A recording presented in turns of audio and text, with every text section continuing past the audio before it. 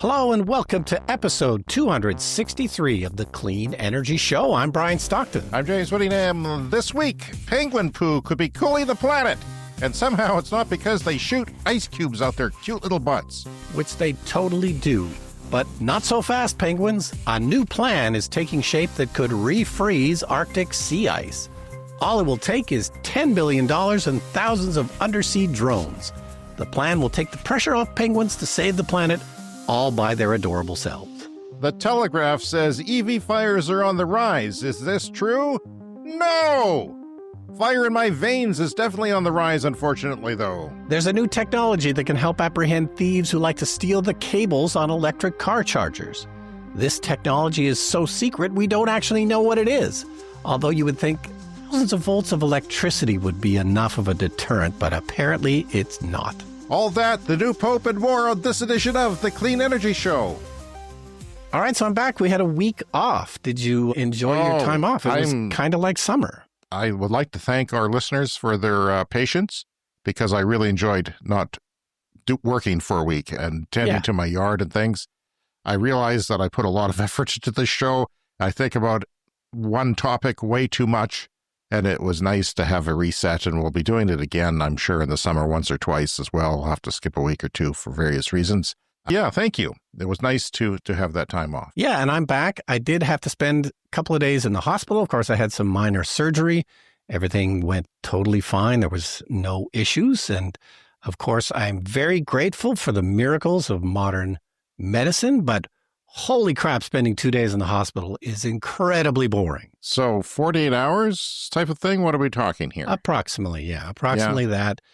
And I got caught up on all the podcasts I listened to, which is a first. Very difficult to do. But, 2 days in the hospital, that's about all you could do, really. Did you run out? Were you wanting more? I did. I ran out and I had to switch to, sort of watching things on streaming services. But yeah, they have Wi-Fi.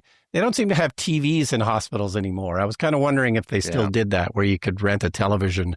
I might have watched some TV sports or something like that. But no, they have Wi-Fi, so you have your phone, and that's how you survive. Okay. Well, you showed me your breakfast. It was very disappointing. Did you get enough to eat while you were there? Yeah, I sent a quick video to James, the first morning breakfast. They have one of those platters with a lid on it, like you have like hotel room service. And my thought was, there's an amazing breakfast in there. Well, exactly. And I opened it up. There was a single piece of dry toast inside. Dry toast? I didn't even know it was dry. No, it was sort of tough and hard to chew. So that's the saddest thing ever. The next morning, the piece of toast came with some scrambled eggs, at least. Dry still, but scrambled eggs? Yeah. But then I think I had the first morning that was cereal was the main food, and then a little fruit cup. So there was other food besides the dry toast. How are you supposed to get on the mend with that sort of thing in your diet? They should be filling you up with a buffet. It's hospital food is a weird thing. I don't know. Yeah.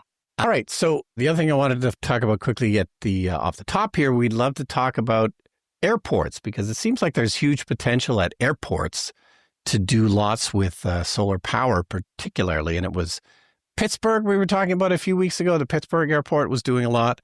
Mm-hmm. And Zurich, I'm going to talk about this week. I feel like we've maybe talked about them before. Zurich seems very interested in greening their airport. It seems like a few of these airports have kind of realized that they're in a very carbon-intensive industry. So the smart airports are doing as much as they can to at least green the airport operations. Flight, of course, is going to take several more years. But anyway, it was a nice piece from Electrek. Solar fences is what they're going for. We've talked about this before. As the cost of solar panels drops, it now becomes a material you can build fences out of. So they're doing a lot of rooftop solar. But now, it's like, well, we're going to put these fences up anyway. Well, why not make them solar fences? And that's what they did. So if you draw a rectangle around airport runways that run usually in two different directions, slightly variations to take advantage of the wind, that is a long perimeter that has fences on it. Yeah. If you put solar on that fence, that would seem like a pretty good opportunity. I mean, there's lots of vacant land that doesn't have, the runway on it, and they have to mow that and put things there to keep the birds away. Seems like a good opportunity. Yeah. As long as they're all facing south, right? Yeah, well, it's because the cost is dropping, the orientation matters less, and these are double-sided solar panels, so you're getting a little bit from both sides. I guess to orient them north-south would probably be the best, so you get lots of east sun and lots of west sun. Of double-sided panels, you can do the east, the fence that runs north and south and faces east and west. That can be done as well, and you'll get some in the morning, some in the evening as well. Yeah. So, Brian, I'm glad you didn't read this on Patreon, but all of our Patreon subscribers and supporters, and even the free ones, had access to a little blog post I did on the weekend. I was minding my own business on Sunday afternoon. I was gardening and doing some things in the yard, lots of little repairs and things. And it was a beautiful day. I had all the screen doors open and the air was flowing through my house. And then I heard an explosion. Not again. Yeah, an explosion. And I've realized that I've never heard an explosion before in real life. Oh, okay. Have you? I mean, what blows up for you? I guess not, but there's been other explosions at the refinery, which I'm assuming was the explosion. But I guess you didn't hear any of those. No, and the funny thing is, it wasn't the refinery. I live a kilometer and a half, like half mile from a refinery or something like that, maybe a mile. And there's been explosions there. There was one 8 weeks ago.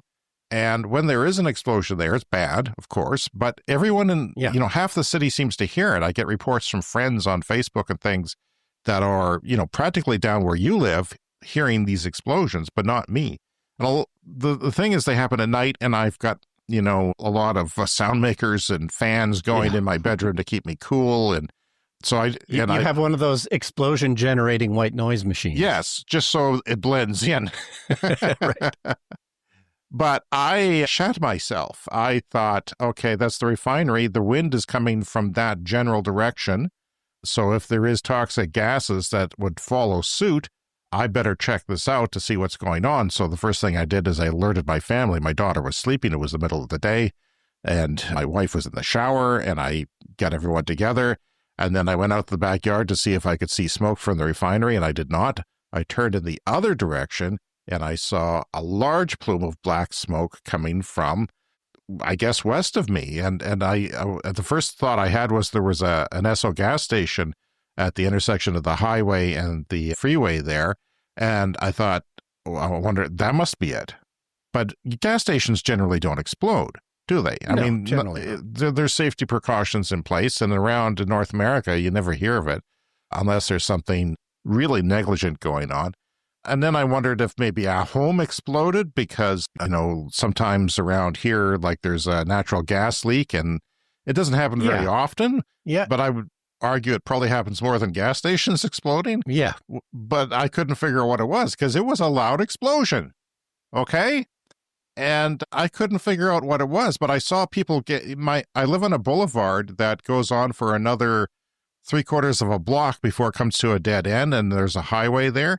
And I saw people gathering over there to look.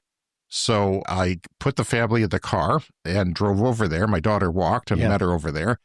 And we could see it was a vehicle fire. We could see a tanker truck right behind it. So I thought, okay, tanker truck. A tanker truck exploded. Well, it didn't. Long story shorter, it was a pickup truck that started on fire, and the gas tank exploded very loudly. Or it was a propane tank on the truck or something like that, or there was a welder, but there was a big explosion. But I think it was the gas tank, because there was so much black smoke from burning gasoline that you would see in like a tanker fire or something somewhere. And the police closed down the whole area. They didn't say why. They've never said why. They don't tell the media anything anymore. Yeah. And that was what it was. So we went to a different location where we could get a closer look. And I saw this charred out, remains of a vehicle. Well, I couldn't tell what it was. And then I thought, oh my God, is there going to be a body in there? A charred body? My daughter and wife are going to be looking at, and me, we're all going to be traumatized. And then, so I quickly I unblocked this website, from this garbage bin company in our city that is the news source for things, but they're kind of unethical or a little bit racist sometimes. And I don't like them. And I heard about them through my kids. So I unblocked them on Twitter, and I kept refreshing to see what they would have, because they always have stuff like this. And yeah, so somebody had posted the fire before it had started. It was a large black, I don't know if it was a F-150, but it was a Ford, maybe it was a 250 or something. It was a bigger pickup truck. And there was a pool of fire underneath of it. So it could have been a fuel fire that sort of spilled onto the ground, pooled, and then lit the gas tank on fire is my theory. Yeah. Because they were parked off the road and there was a little bit of grass there.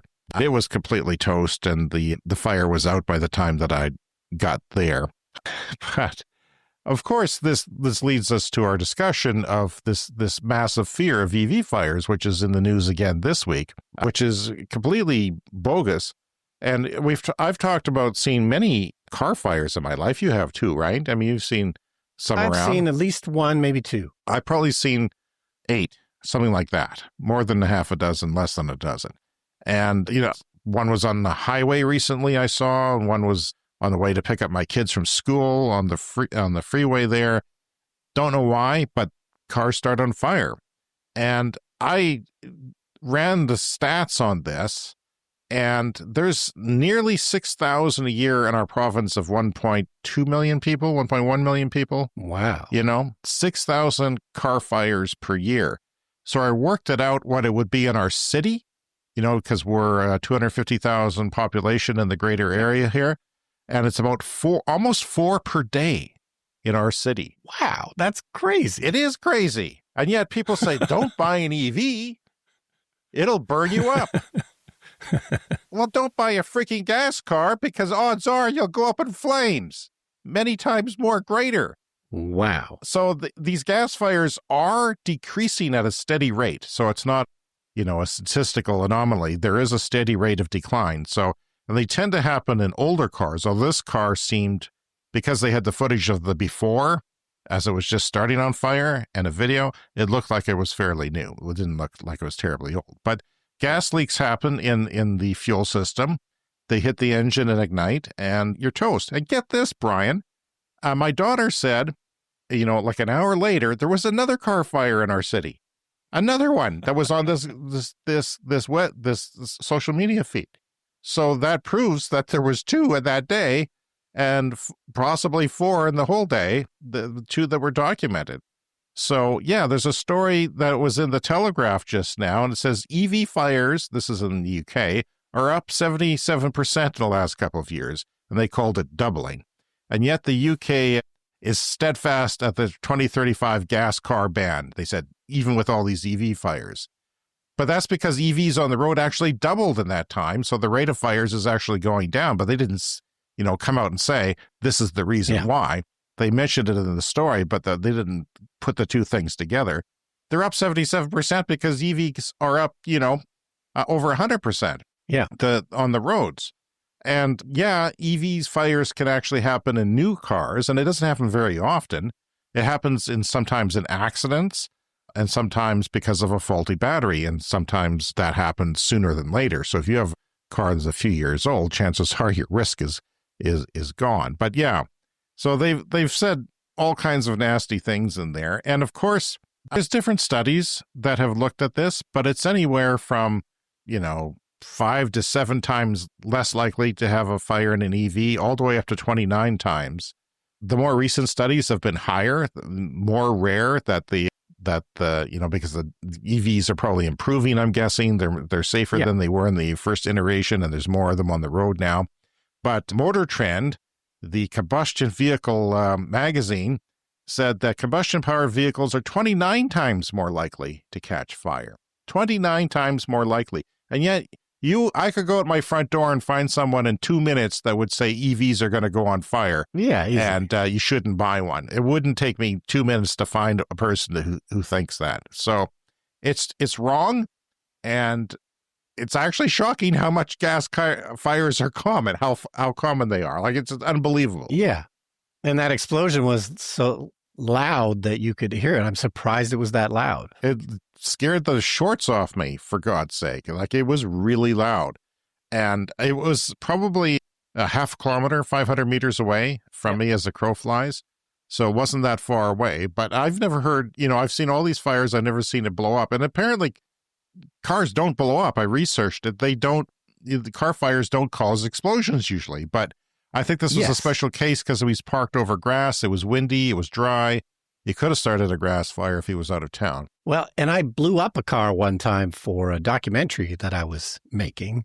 And we hired this guy who was a demolitions expert. You need to hire somebody with that kind of thing. And he set it up on private property, and he had a wire that would, spark it to set it off. But the main way that he created the actual explosion, because we wanted a nice, pretty firebomb, is he just put, cans of gasoline basically in the back seat of the car. So when those go, you get a really great fireball, but it doesn't actually have that much force behind it. And I don't remember it being loud either, but I imagine the gas tank exploding is probably what's louder. Yes, because it's a confined, constricted place. I don't know if you used the same effects guys we did on, what was it, Bad Cops. Probably, yeah. So it was like one of those plastic containers that you would have water in for camping that collapses. They filled with gasoline and a pyrotechnic ignited that. And yeah, there's no explosion because there's nothing confining it. But this exploded, and it must have been a pretty full gas tank from all the smoke too. It burned for a long time, a lot of smoke. And then there was further subsequent explosions, Brian, that weren't as loud. Those were the pyrotechnics and the airbags, which went up. Yes, and I remember him telling that when we blew up my car. He said at a certain point the airbag thing is going to blow up as well, and then sure enough, bang, it was. That's probably more dangerous because it is actually an explosion that takes place. But anyway, there's also pyrotechnics and seatbelts. Seatbelt tensioners have pyrotechnics in it that tighten them in an accident. And in an electric car, you have them to disconnect the high voltage battery from the rest of the system. There's a pyrotechnic that goes off. Instead of a fuse, it blows. So in the same way. Oh, and it was cool. We did blow out the windshield of the car, blew out when it went off, which was sort of surprising. But I think it was probably like an aftermarket windshield replacement that was maybe not that well secured. But the windshield did blow out. Oh, nice. That's always a good good it result. Looked great. So my wife works with kids at a nonprofit, and they got a incubator, and they hatched a bunch of chicken eggs. Oh, cool. So we went to visit them on the weekend because we had to look in on them, and we held them in our hands, and they were cute and scared and pecky. And we had chicken dinner that night by coincidence. But okay. That's just rude. It is rude, but yes, they were there. And 4 of the chickens were deformed, and one of the quote-unquote farm girls at the work, which refers to herself as such, put them in a freezer and killed them slowly that way. So, okay, why are we talking about this? I don't know. I just, I want fake food to come. The real world is too cruel. It's too much for me. I want engineered meats to take over and be a sustainable and ethical way to eat food. So vegetarians out there, take note. I'm with you. I'm just not quite with you yet.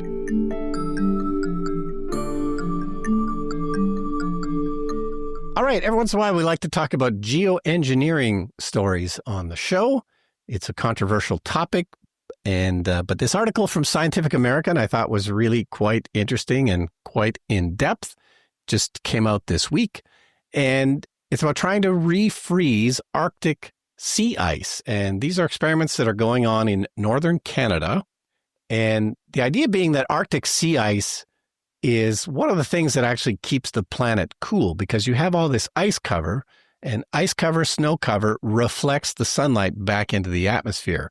Whereas if the sea ice eventually disappears, and they're expecting it to disappear like within the next 15 years, unfortunately, then not only is that gone, so it can't reflect the sunlight back, but the ocean water then absorbs way more energy, and then the whole global warming cycle just is going to kind of accelerate. So scientists call that a feedback loop in climate warming.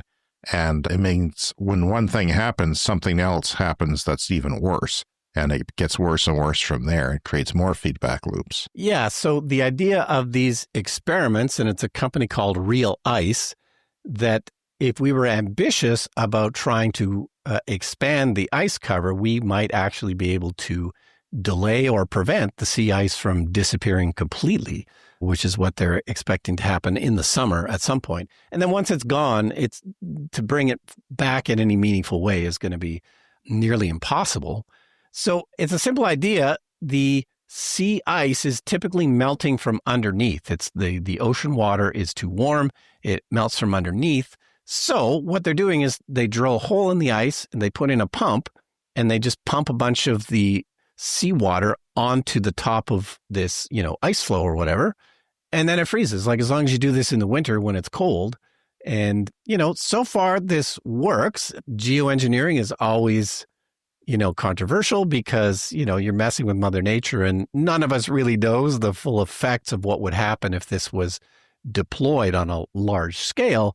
And it would have to be deployed on a massive, massive scale to actually make a difference. They're just doing these small kind of pilot projects. Right. But what they're saying is they would need 500,000 drones. What they want to eventually do is these would be underwater drones that would swim under the water and then drill from underwater drones. 500,000. Yeah, this is a $10 billion idea. This is a $10 billion project. There'd be other ways to do it, but this is what they're proposing. They haven't made these drones yet. They're just doing it from above. But the idea is, we need drones to do the work for us because it would be too much work for humans to do. But the idea that drones would, swim under, drill a hole up and, pump water onto the surface where it's colder. In the winter, it would freeze. The ice gets thicker and less melts in the summer because it gets thicker and thicker artificially. Crazy idea, but maybe not as crazy as putting particles in the atmosphere where you really don't know how that's going to work out. Yeah, of course, that's been another idea that's been floated. One of the possible problems is microscopic algae. So it says they don't entirely know what's going to happen to the microscopic algae that typically grows on the underside of the ice. This gets eaten by zooplankton, which is then eaten by fish, which is then eaten by mammals. So there is some concern of disrupting the cycle of life if they end up doing something to this microscopic algae. So that part is not clear. And apparently there's other, companies and startups working on this as well. This is an idea that's been floated by a few different people. And, I'm all in favor of kind of big ideas. I mean, this is a climate emergency. We need to do something and we need to do it quickly. So, it would be amazing if it actually worked. And as much as $10 billion is in things that we speak about worldwide, in the damage that climate causes and in the fight against it, it's a small number. It's not in the trillions. It's just 10 billion. It seems practical. I don't know what the state of these drones, they would all have to be manufactured. And so I guess they're testing it out to see if there's any disruption to the ecosystem, and other people will have to study it. What I'm fascinated by is the fact that it's a company, that this is a for-profit company doing this. What's their game plan? Governments will pay them money after this if they. Yeah, I think that's basically the idea. They're looking for a large government contract, but probably many governments around the world would need to kind of cooperate on this. We have a new pope, Brian. Yeah, and he's an American pope. So if he comes on the show, we'll be able to understand him better. And of course, Pope Francis, his predecessor, was very much a climate pope. We talked about that in our past show. 10 years ago, Pope Francis signed the encyclical letter Laudato Si, devoted to care for our common home. And it has an extraordinary impact when it was released. There's 1.4 billion Catholics in the world, and people tend to listen to the Pope. It generates a lot of news when the Pope starts talking about the climate, which I think he should, because I look at it from a perspective like if you figure that God created an earth for you, you should not probably be destroying it. You should be taking care of it. Yeah. So, yeah, it had an extraordinary impact, inspiring countless initiatives and teaching everyone to listen to the twofold cry of the earth and of the poor as well. He also included that because, of course, the poor is, impacted even greater than rich people are, or the more wealthy of us in the society, because they are displaced and, can't pick up and leave as well. All kinds of problems if you're poor and the climate is affecting you, and there's a lot of regions of the world where the climate is affecting poorer regions than richer regions. Robert Francis Prevost is now the 267th leader of the Catholic Church. He has been outspoken about the need for action to fight global warming, according to the College of Cardinals report, a document that offers profiles on dozens of the papal candidates. And Leo has, in the past, warned against the harmful consequences of unchecked technological advancements and aligns closely with Francis's environmental priorities. His profile states, the new pope has spoken out about global warming as recently as November of 2024, so it's on his mind, and he is aligned with his predecessor. During a seminar in Rome dedicated to addressing the problems of the environmental crisis, Leo said it was time to move from words to action on the environmental crisis. He praised efforts by the Vatican to reduce its carbon footprint by installing solar panels and switching to electric vehicles, including the electric Popemobile, which we talked about before on the show.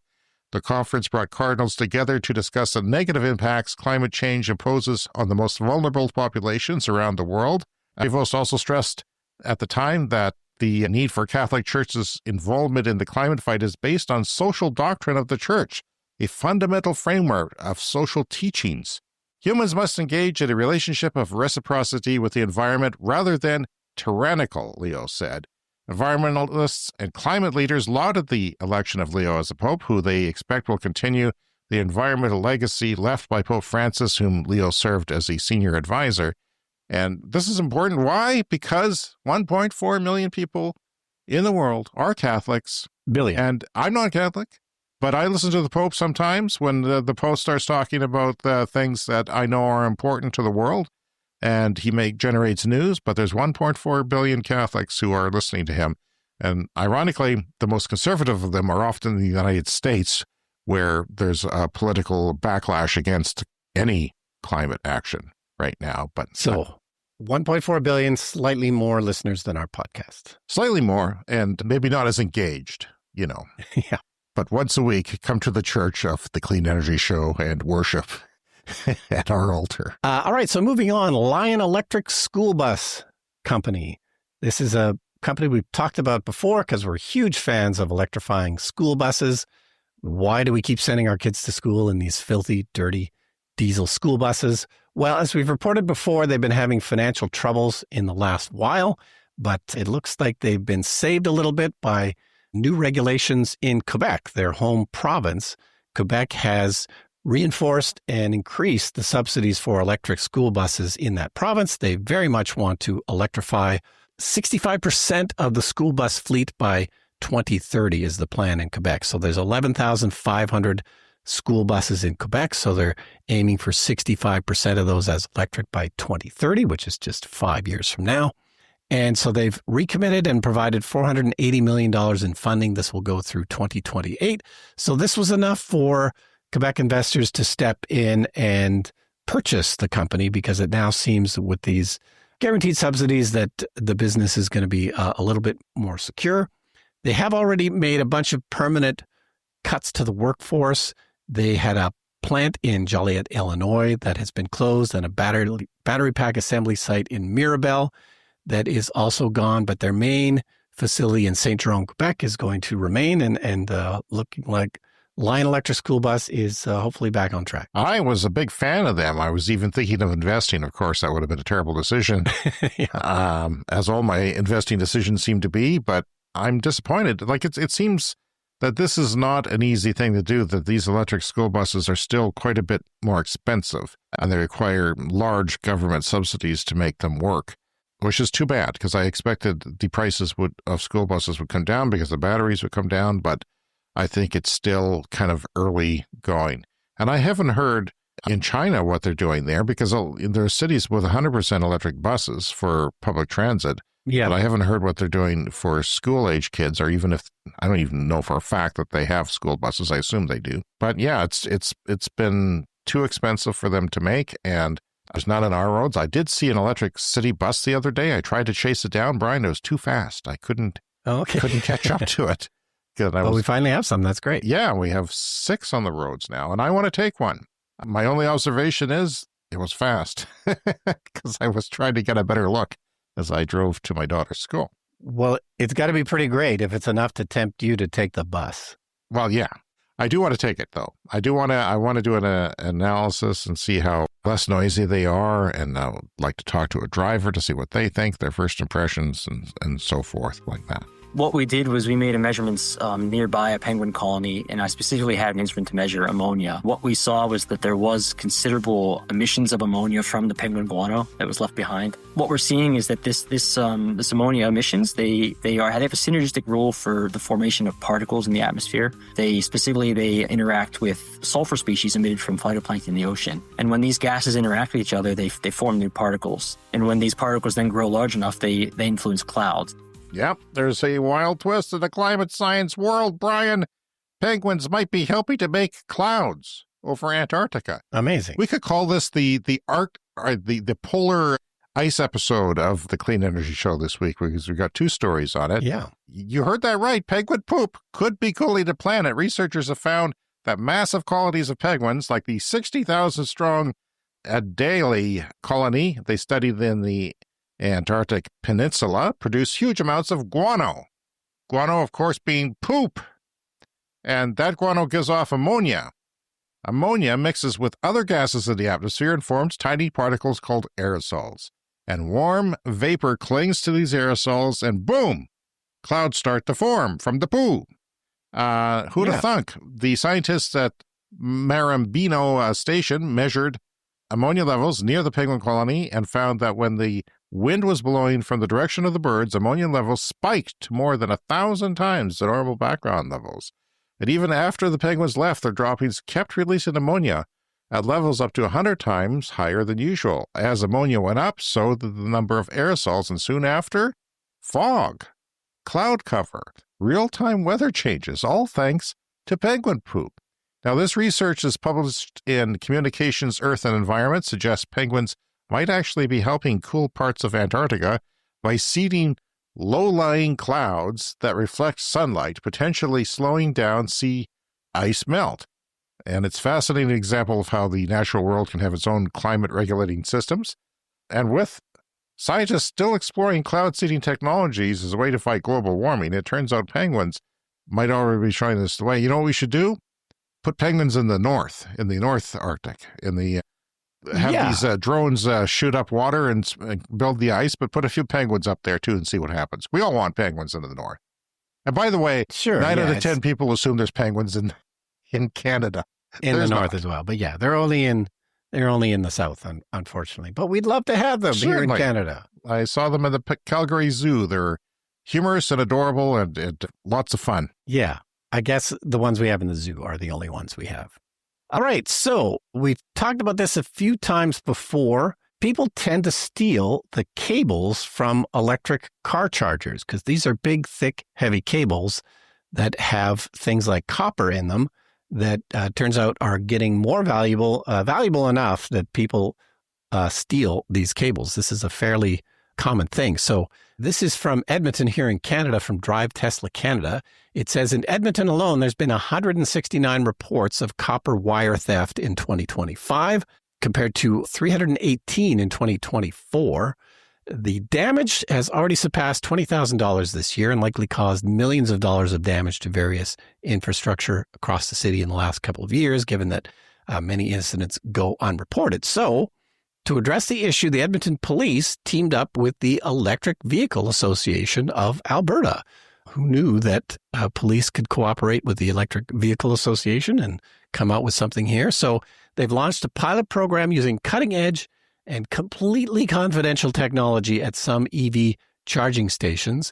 And this is amounted to arresting 2 suspects shortly after it was installed. So we don't know what this actually is. I mean, obviously, they probably tried things like security cameras before, and sometimes they have put in like exploding die packs. Like, you know, once you cut the cable, you get an exploding die pack. Like, you know, they put those into bags when bank robberies and stuff as a way to mark. But we don't actually know what this is. And I guess that's a good thing, because if we knew what this is, then the thieves would know what it is and be able to defeat it. So I thought this was an interesting Well, development. there could be computer chips in the cables too. But I'm wondering if this is a deterrent, like saying that if you pee in the swimming pool, it will turn blue or something. Yeah. Sometimes just a deterrent like that is enough to stop people from doing it. We'll see. It should be interesting because if there's been 169 reports of copper theft from these in 2025 so far. Yeah, and that's not necessarily all from car charging stations, but snipping the cables at car charging stations is a common thing. When I went and looked at the battery utility substation for supplying lithium battery power to our grid here, and it had, saying there's no copper here, go away, basically, the sign. There's nothing here. But that happens to power utilities, doesn't it? Like it happens with different substations and things where they come in and they take stuff and somehow don't get electrocuted, then they sell it to get, to scrap yards or whatever and get the money for the copper, which is then melted down. And I don't think you get a whole lot of money, but any sort of money is worthwhile. So this podcast is supported by our Patreon members. Sign up today for free and contribute with as little as $1 a month now. We'll be right back with the lightning round. Time for the lightning round. The lightning round is a fast-paced look at the latest headlines in climate, clean energy, and transportation. From the International Energy Agency, global electric car sales rose by 35% in the first quarter of 2025. The growing affordability of electric cars and the vast models now on offer are helping drive this momentum. In China, 2/3 of all electric cars sold last year were cheaper than their conventional ICE counterparts. Not all, but 2/3 were cheaper if you bought the electric version than the gas equivalent. That is from the IEA. The link is there if you want it.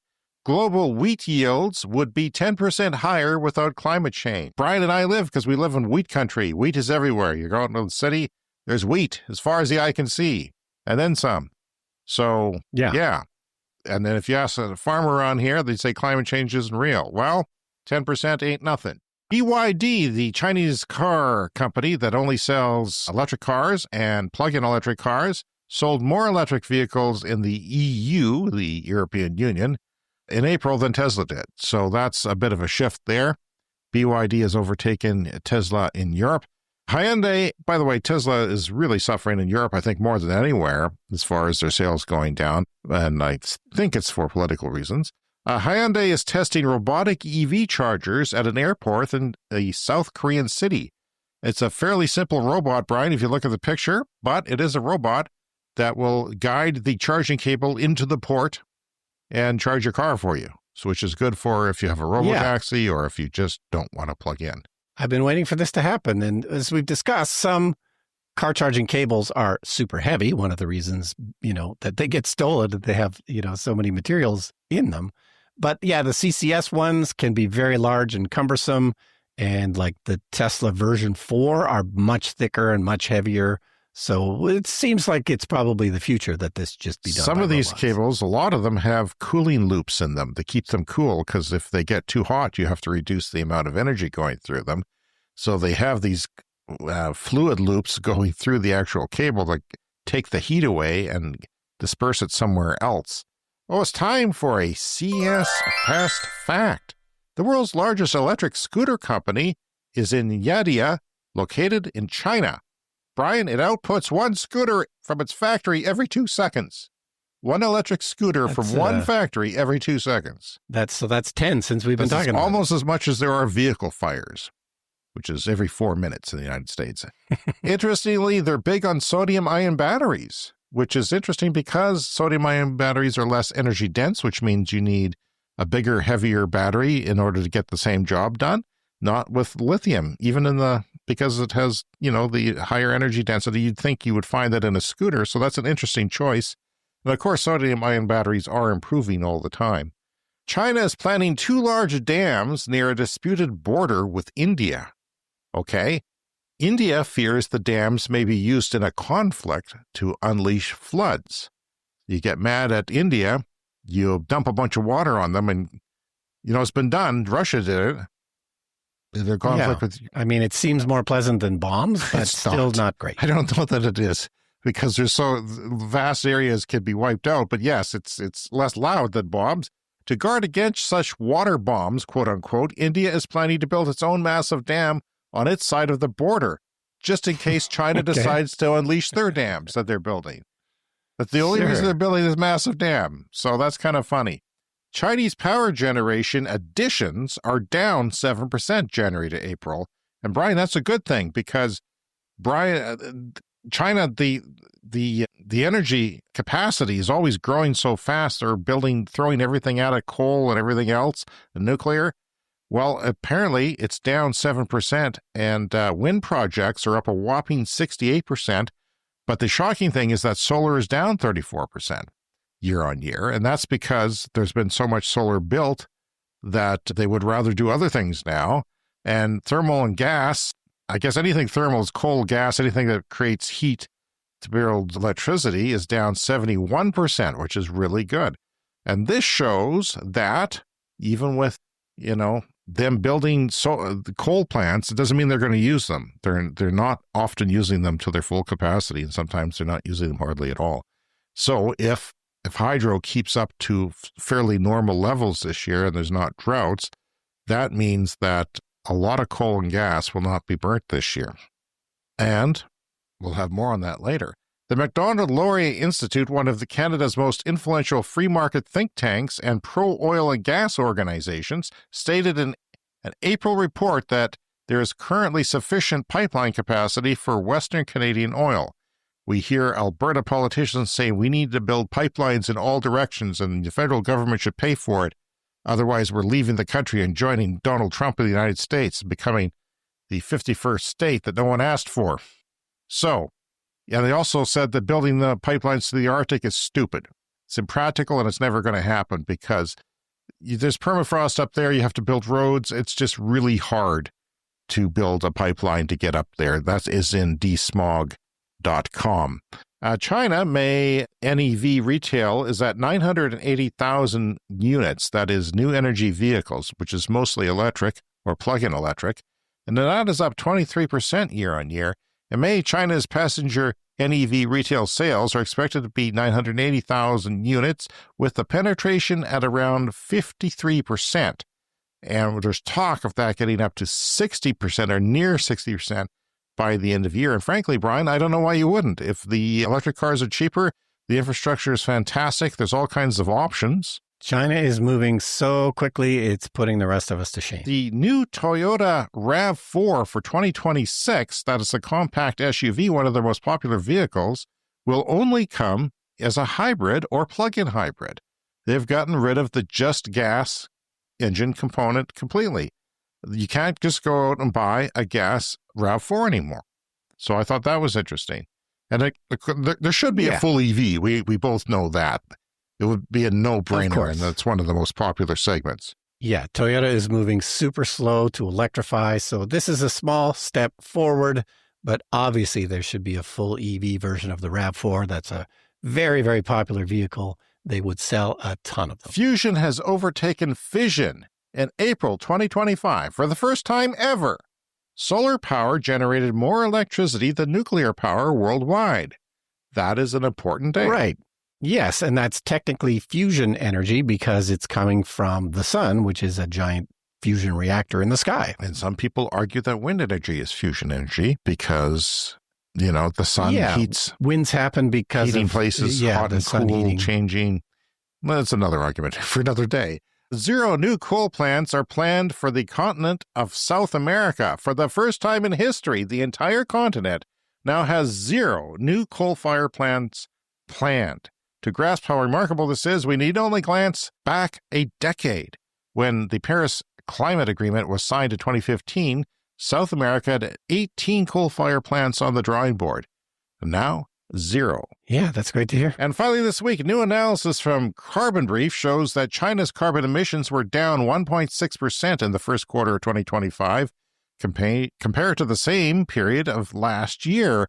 And it's down 1% over the last 12 months overall.